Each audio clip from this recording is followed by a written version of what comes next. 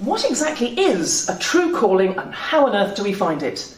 Join me, Annabelle Beckwith, as I speak to numerous women who are on that very journey and from whom we can all learn how to find our own true calling.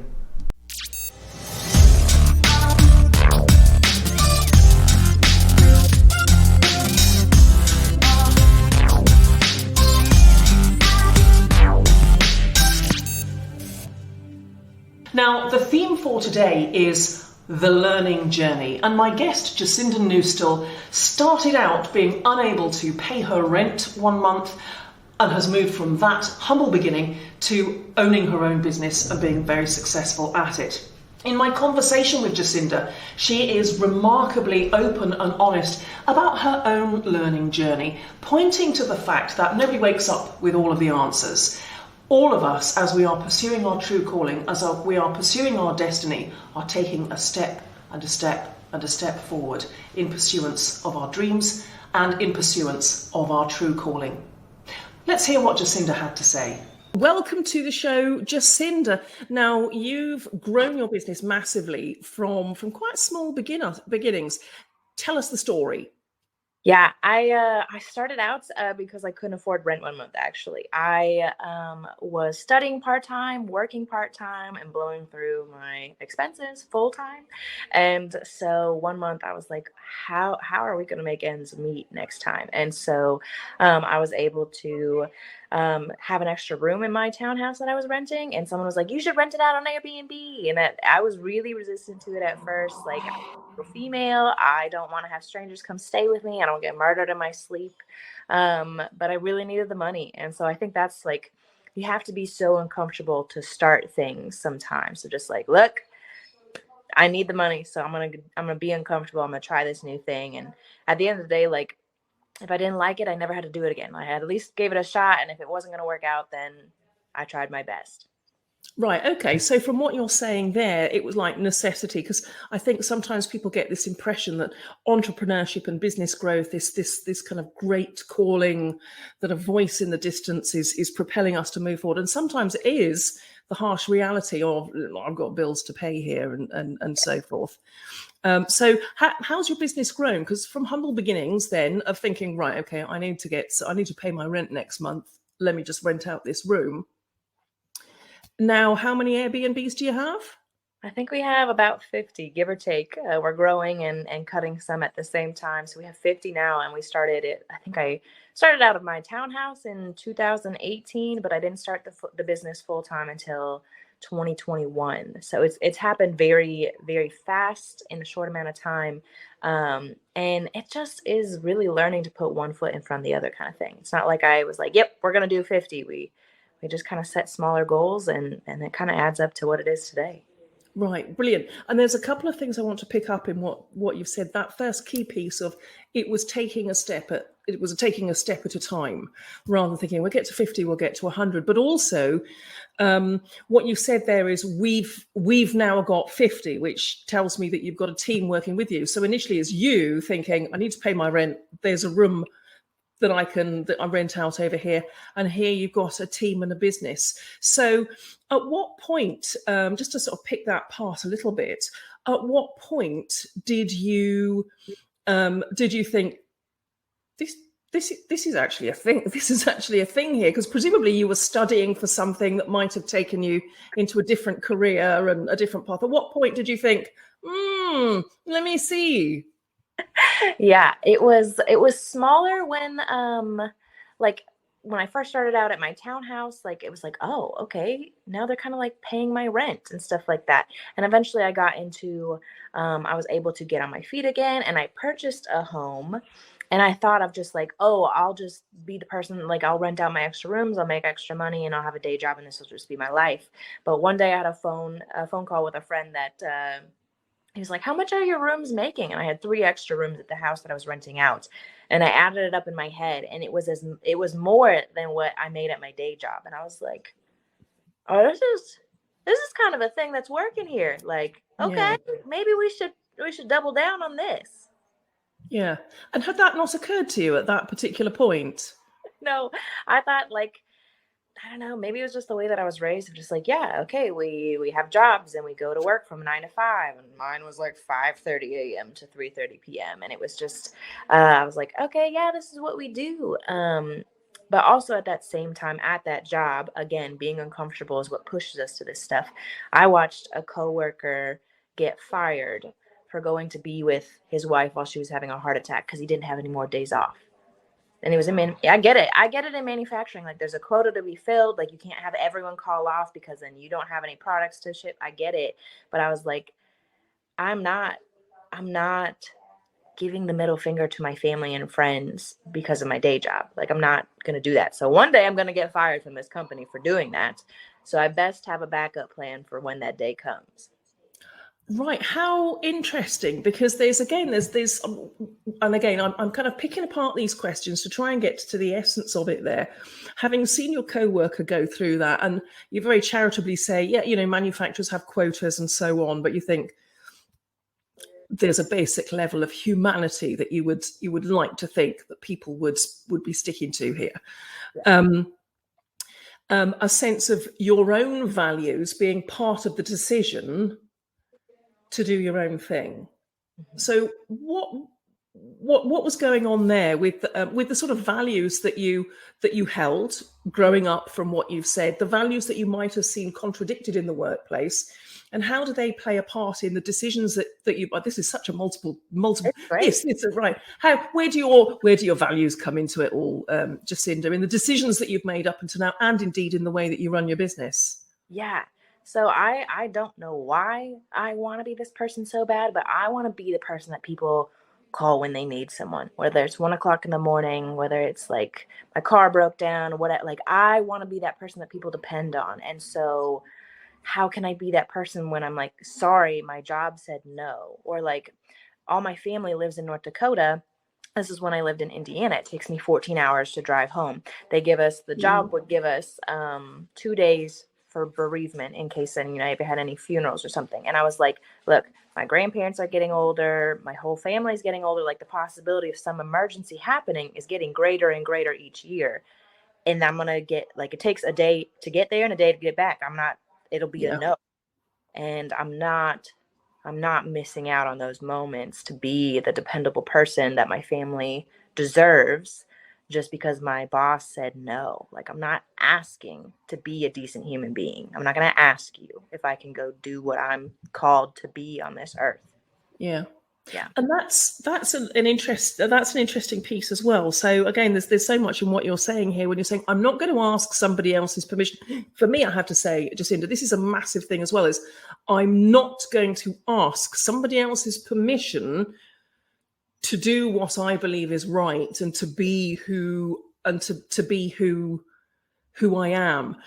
So as you made this decision and thought, hang on, just wait a minute, and I do think it's almost, I'm kind of chuckling up my sleeve, that your friend went, how much do you earn? And going, wait a minute. And it was at that point when you sat and did the maths and you thought, here, hang on, let me see, that you decided to double down.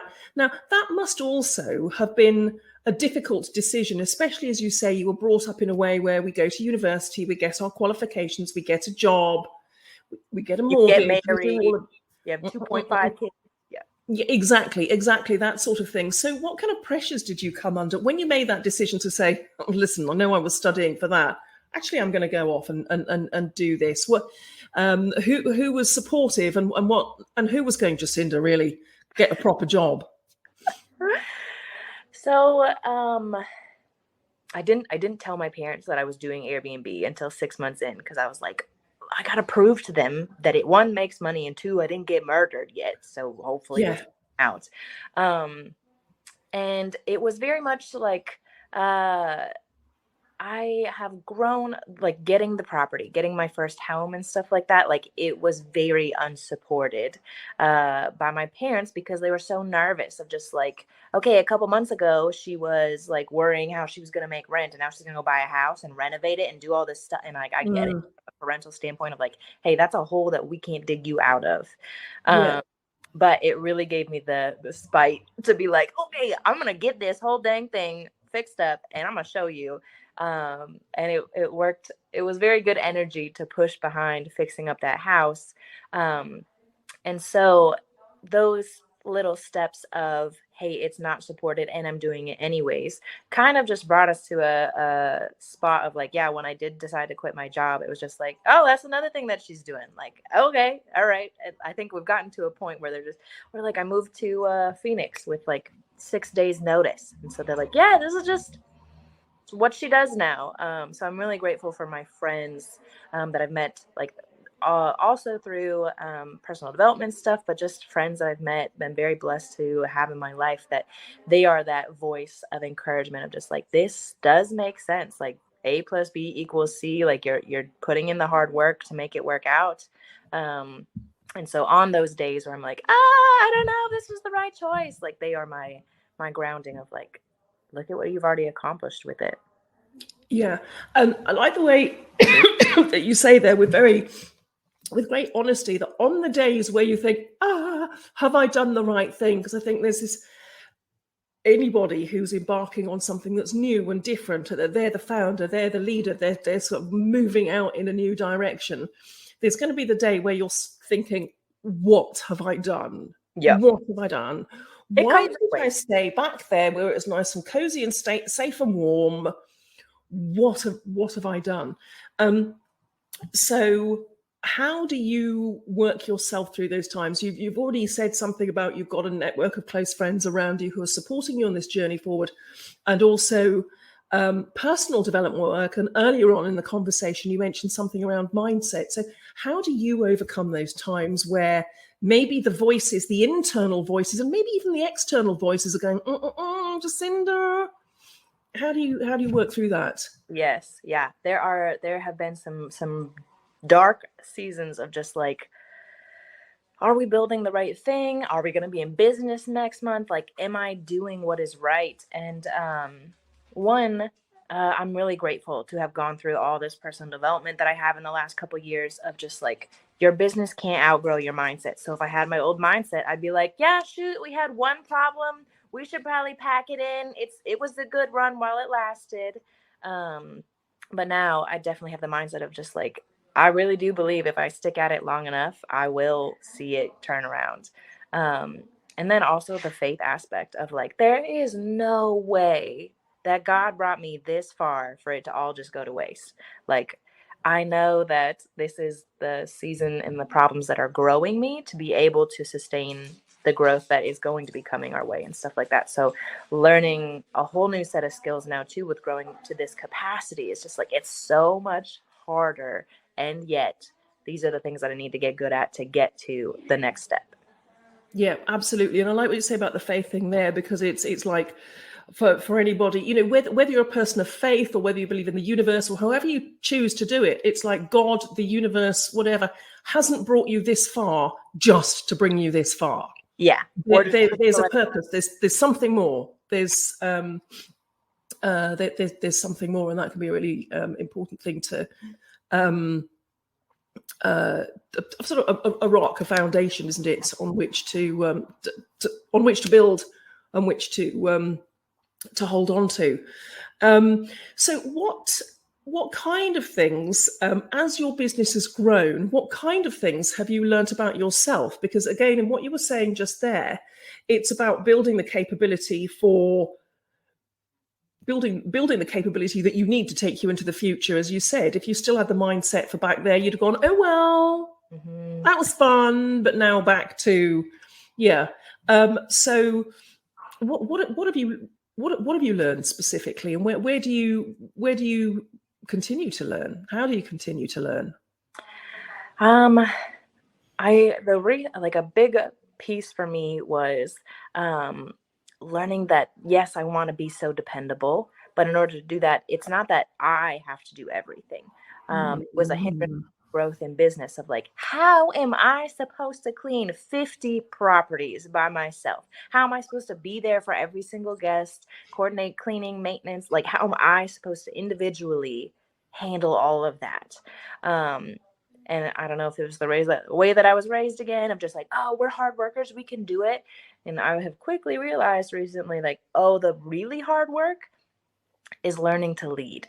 Like I can build IKEA furniture all day long. I can clean, I can do all that. But the really hard work, oh, it's learning how to find good workers, how to encourage them, how to keep them, how to train them, and like how to communicate in a way that's like, okay, this is how I say stuff, but it's not getting to them. How can I say it in a way that they're going to understand? Not even like dumbing it down. I just mean like, hey, they don't respond well when I come at them with this energy. If I came about in this energy, we get the result that I want. And it comes from this different, like, just like we talk a lot about like masculine and feminine energy. And like I've operated so much out of masculine energy, getting stuff done. I'm doing it. I'm not doing any of this stuff anymore. I don't have to be good at cleaning, at furnishing, at handling guests. I just have to be good at handling the people that do that for me. And that's more that feminine energy of encouraging and leading and guiding. And I'm like, okay, that's a different energy I got to practice on. Yeah. Yeah, and I have to say, Jacinda, I'm enormously impressed when you say that you can assemble IKEA flat packs all day, because it takes me like half a day to put up a shelf. This is like not my thing. I just phone somebody and have them come do it for me. Call me. Call me. Right. Well, that's what you do now. But again, a really valid point, because I think a lot of times, and this is not just for women in business or for anybody in business, to be quite honest, to recognize that actually one of the big things is letting go of the need to try and do everything yourself. And it's almost like that thing that you start out having to do when you're starting a business, because you're doing the marketing, you're doing the finance, you're doing the sales, you're serving the customers, you're everything. Recognizing that there must come a point pretty soon where you have to rely on other people to do that. You have to ask for help. You have to ask for support and delegate. And it's a different set of skills to develop. I know it's also one of the themes that you've come back to a few times in this conversation, is that if you don't grow yourself and you don't grow your mindset, you don't grow your business. So what I'm hearing is that it's actually the realization of that actually it's stepping into that leadership role that is actually growing your business as well. Absolutely. Yeah. I know that like we had some serious losses in the last 2 months, and I was like, it kind of really made me question my capacity of like, am I a good business owner? Do I make wise decisions and stuff like that? And I know if I hadn't gone through all this mindset growth and stuff, it would have ate me. And I would just been like, well, it's time to, I made a bad choice. I made one bad choice. And we better just pack it in. And like, oh, actually, like, what did I learn from that? Oh, I learned all this stuff. And like, even talking with my business coaches, they're like, you learned an $18,000 lesson in 2 months that you can then tell other people, because I used to want to hide it. And they're like, help you, especially the people that I'm advising. They're just like, look, I learned a big old lesson. Let me help you from not making that same mistake. Yeah, no, absolutely. I can absolutely identify with that, because early on in my business, I made £20,000 mistake. So what's that in dollars, I don't know, but actually it was a business partner who ended up stealing £20,000 from the business,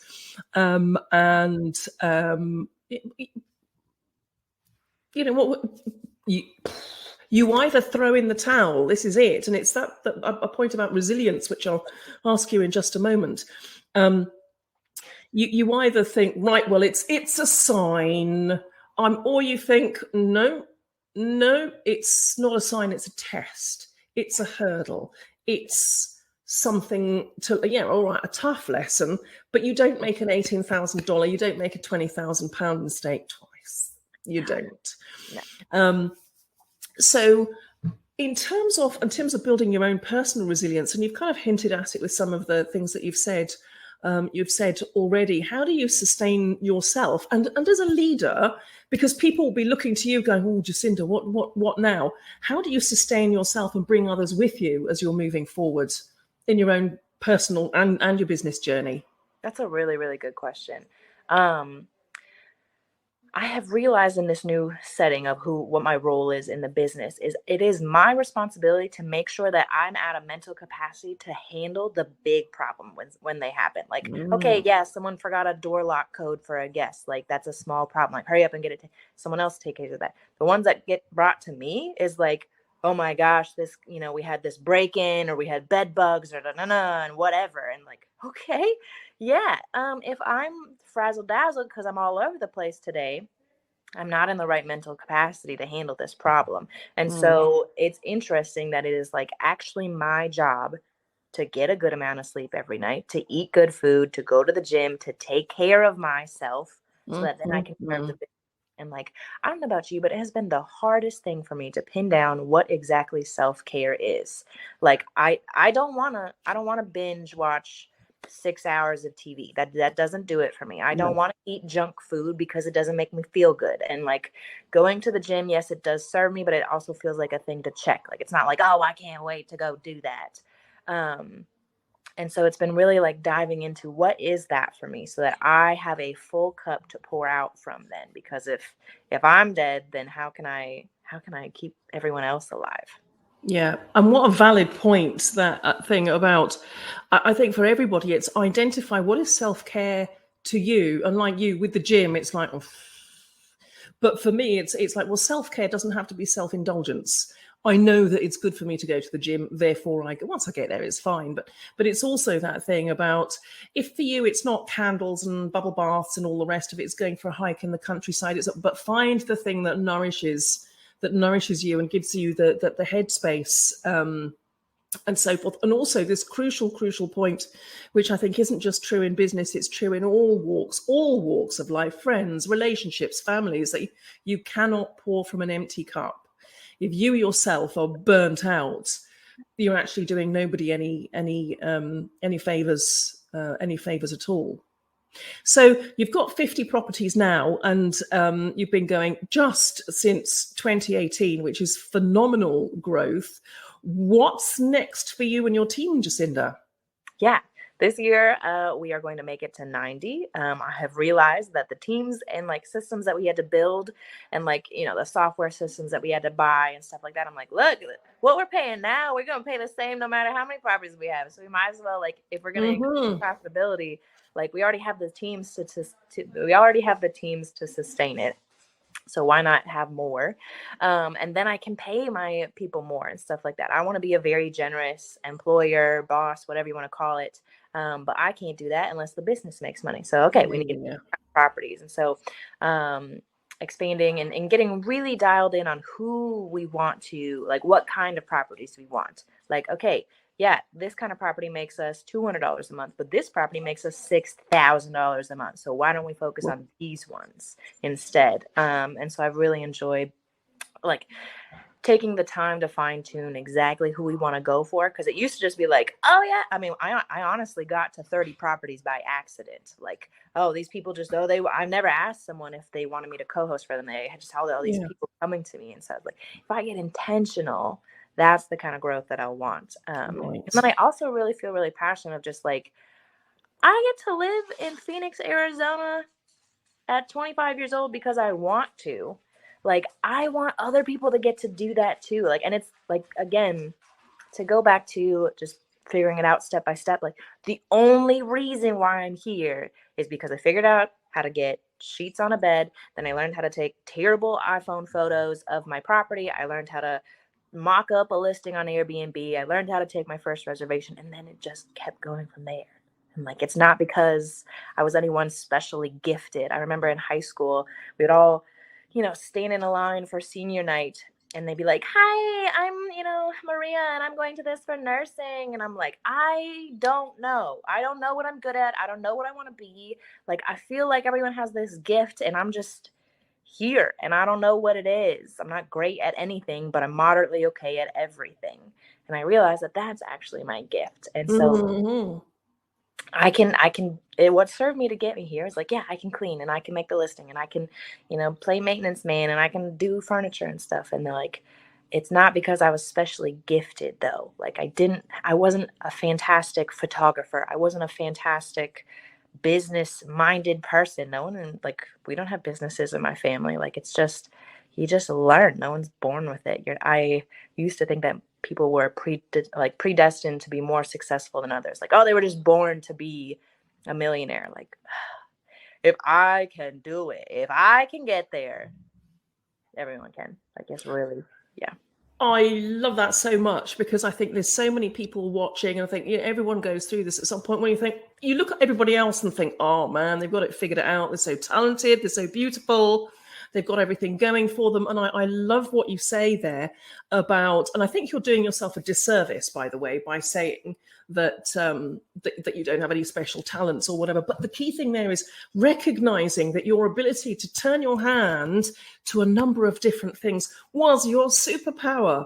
Yeah. And the fact that amount of flexibility, and also the mental flexibility to go, yeah, I'll have a go at that. Yes, I needed just to say yes to those things. And also when you're saying learn step by step, nobody's brilliant at this overnight. There will be one or two, I'm sure, dodgy photos. I mean, certainly, all of us, I think, could say in certain aspects of our lives and careers will have done a job somewhere where we think, oh, I don't really let's not reflect on that too much. But actually recognizing that that was your superpower, and to have leveraged it in this way and embraced it is exactly what we're focusing on within this series of True Calling. So just as just to kind of start to wrap things up, a couple of things that you've said just there, but also earlier on in the conversation, where just now you said obviously that you want the business to thrive so that you can pay people more, and demonstrates to me that you really value the people who are working as part of your team. And then also earlier when you said you want to be the person that people come to and say, Jacinda, I need some help here, or I'm stuck, I'm up against it, and so forth. So your values are clearly being lived out within this business. So in the spirit of the series in general, how is your current business? How is this current business reflecting your purpose in life, or taking you towards your purpose? Because it's, not everybody is doing a business necessarily that's actually their thing. It may be the vehicle for them to express their purpose. So how's it playing out for you? Because clearly it is. So when I originally moved to Fort Wayne, Indiana, I had we drove 14 hours, and I was exhausted. And I put a deposit down on a place to stay. And I was just, oh man, I just can't wait to get there, lay my head down, get some rest, and everything else. We can handle everything. Like we got new jobs. It's a new city. We got a new place. It's just, everything's new. And okay, we'll tackle the world tomorrow. And when I got there, it was, whoever took those photos deserves an award, because it was nothing like the photos. And I was like, so we couldn't stay there. And then I had to find a friend to sleep on their couch for a couple weeks. And then I was having friends from overseas actually coming to live with me in a couple weeks. And I was like, everything is new. I just need a place to get myself together at the end of the day and be able to handle the rest of it. And I don't have that. And I remember how burdensome that was. And I was like, I never want someone to feel that way. And so I feel like that's the culmination of Airbnb, is hey, I really love that now, even when we do have problems with our Airbnbs, I've never canceled on a guest. We have 50 Airbnbs. If I can't place you in that one, I gave you my word that you were going to have a safe place to stay tonight. We have another property that we can put you in at the end. And if none of those work,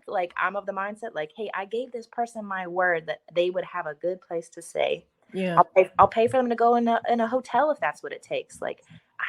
I know what that felt like. I don't want them to feel like just a number. I lost my deposit on that place. They didn't care about me. These people I'm responsible for. They've trusted me. And when at the end of the day, if they need something, I want them to know that I am accountable for you during this time. I gave you my word and I will keep it. Yeah, absolutely. Absolutely. And it really is refreshing to see somebody who operates with that spirit of integrity, because there are lots of people who do, but there are a lot of people who don't as well, and who are just chasing the fast buck and so forth. And the people who are impacted doesn't seem to matter so much. So just one final question, Jacinda, is what, whether it's advice or encouragement or words of wisdom or insights, would you give to anybody who's watching, who is thinking, what? I'm a little bit stuck. I want to move forward and do something, but I'm feeling a little bit nervous about it. I'm feeling scared. So do I. So do I. I wake up every morning and I'm nervous. How do I tell this owner that I messed up? How do I tell this guest that I know is going to be unhappy with me that this isn't quite the case, but we can still do this instead? Like, how do I figure out how to train a whole fleet of VAs to help me handle our guest communication? Like, I feel that same exact way too. And you just do it anyways. Like, I think it was so crucial to learn that being courageous is not being fearless. Yeah. It's doing it despite having that fear, doing it anyways. Like, I do not have it figured out. I do not wake up always peaceful. I wake up at 3 a.m. with those like, I didn't do this and I didn't do that and everything, and it's all gonna crumble. And just like, and you do it anyways. Yeah, brilliant. Take the step, and that kind of brings us full circle to one of the things you said right at the start, was it's about saying yes to the opportunity of just putting one foot in front of the other and taking that step and that step and that step. Thank you so much, Jacinda. It's been absolutely fantastic speaking to you. Thank you so much for joining us here on True Calling. Thank you so much for having me. It is sincerely one of my biggest life's accomplishments, is just to be like, hey, I did it too, and like, so can everyone else. Like, it really doesn't take anyone specially gifted. Like, just, again, yeah, one foot in front of the other. You can totally do it. Brilliant. Thank you so much. Thank you. What Jacinda has shared with us points to some really, really important factors from which we can all learn. The first thing, of course, is that life is a learning journey. Nobody wakes up, as I said at the start, nobody wakes up with all of the answers. We are all work in progress, and nobody has it all figured out. Friends, if you ever come across anybody who says that they have got it all figured out and that they have finally arrived, they are either delusional or a liar. We are all work in progress. And it's our commitment to ourselves and continuous learning that will take us forward in the direction of our dreams and in the direction of our true calling. Another point is that in some instances, our business will be our true calling. In others, our business will be the vehicle for our true calling and for us to being able to live our values. And above all, what I really took from Jacinda's conversation with me is that moving forward towards our true calling doesn't necessarily come in great big leaps and bounds, in bold jumps forward. Sometimes it comes in taking the first step, the second step, the third step, and in moving forward step by step and not giving up. Friends, whatever you are doing today, choose to take your own steps forward towards your true calling.